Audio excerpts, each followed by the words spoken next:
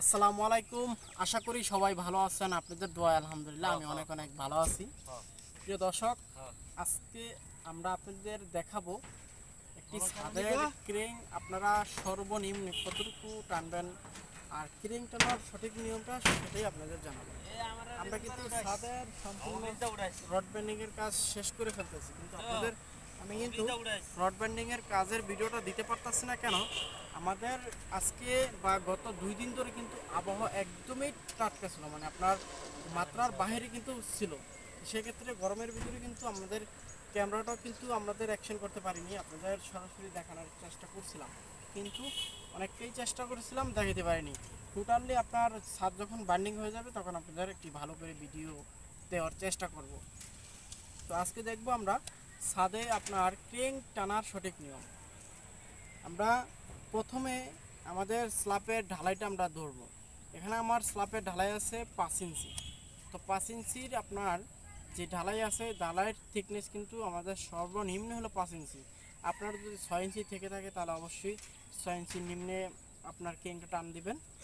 এখানে আমাদের আজকের ক্রেনটা আমরা সর্বনিম্ন আপনার উপরের লেভেলটা থাকবে হলো আমাদের 3 ইঞ্চি।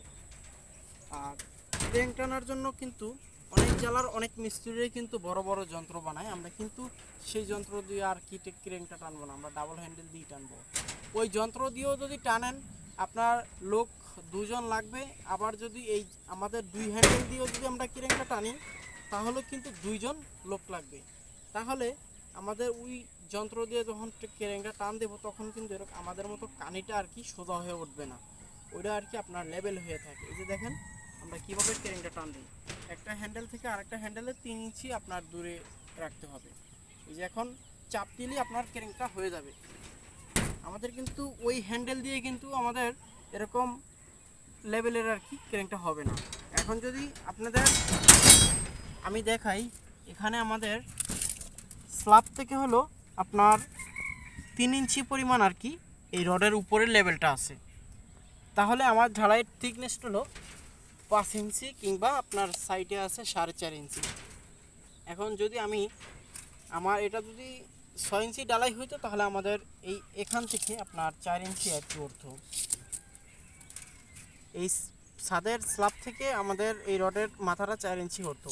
এখন যেহেতু ছাদের ঢালাইয়ের থিকনেসটা কম, সেক্ষেত্রে আমাদের কিন্তু 3 ইঞ্চি দেওয়ার প্রয়োজন হয়েছে।